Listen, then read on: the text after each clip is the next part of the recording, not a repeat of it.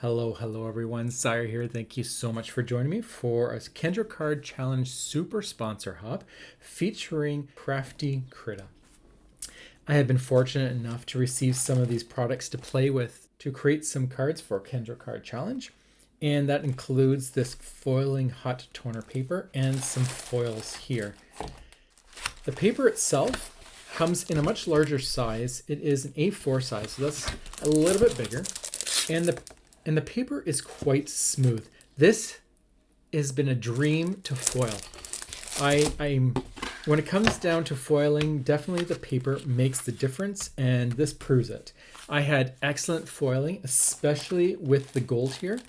Some of the other colors I had troubles with, and I don't know if that's a thing, if color actually has a different way of doing it, but I didn't have any problems with the gold at all.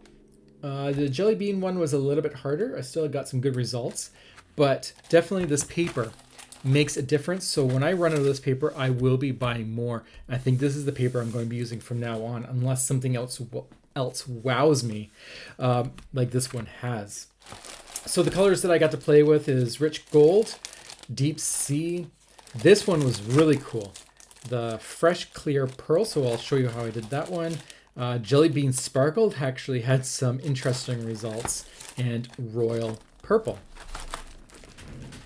Okay, so for card number 1, I am going to follow sketch number 5, and I made this using the blue foil, and I just cut out the top and the bottom to make it a nice flush look. And using the same die, or the same hot foiling plate, using the pearl white, I did the reverse on the matching cardstock, so that teal color. And it wasn't the best foiling, but what I wanted it for was the bottom of the whale there. And I think that adds a nice little touch. It just ties in with that banner, but just slightly. So we're going to glue this down following the sketch quite closely, but instead of like a pattern paper, we're just going to use the foil here.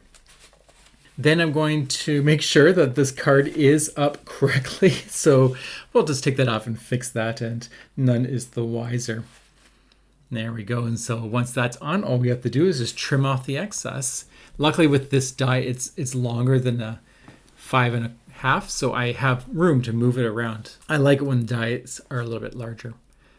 Now what I'm going to do is position my card. So I have my sentiment, which was also folded in the same blue, saying Christmas blessings, and the banner, which is my other pattern paper.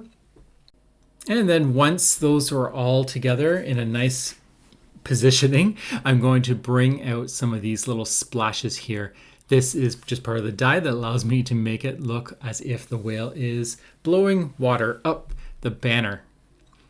This just allows me to also fill in that white space as well, so it's not just a stark plain piece of cardstock. Now that I have my little banner all working, or at least decorated, I can glue that down, and now I know exactly where I want to put it, and then I will grab my whale. Before I glue my whale down, I am going to put some foam tape on my sentiment because I want to give it a little bit of a pop off of that background. Although it wasn't absolutely necessary to lift that sentiment because the background and the sentiment are quite different, I do think adding foam tape to create some dimension is great. It's a great way of elevating your card. I'm going to tie in some of that height with the whale as well, but just at the tail. I want it so that the whale is nice and flush on the banner, but when the tail is above the sentiment, I want it to be at the same height. Okay, and then we'll just glue that down, and this will pretty much conclude the first sketch that I've been working with. There we go. I really like that. Unfortunately, you can't see the shimmer that much, but it is very shiny. The next card I'm doing is going to be following sketch number 9, and I'm going to have some fun with this. The background here is using the same foiling plate I used in the previous card, but I use that pearl white. I have to say, I love that white, and I'm using it for the background here as well. When I was first playing with it, I thought it could only be used on colored cardstock or black cardstock to show. I was thinking it was just going to be some maybe a sheen that you add to when you hot foil it. But on the white, it looks fantastic. It has this really subtle shine to it. It's hard to catch on camera, but when you're holding it in your hand, it is so beautiful. It's probably one of my absolute favorite foils to ever work with. Gold is one of my favorite, but this one is so close. You definitely want to give it a try if you can find some. Now, for sketch number 9, you see those 2 little banners there on the bottom? Well, I'm going to turn this into a gift. So the first banner, I'm going to incorporate it using the red as if it was the ribbon going across the present. And then the second is going to be a green piece of just cardstock that is going to be tucked in between the 2 layers and then overlapping or underlapping the red.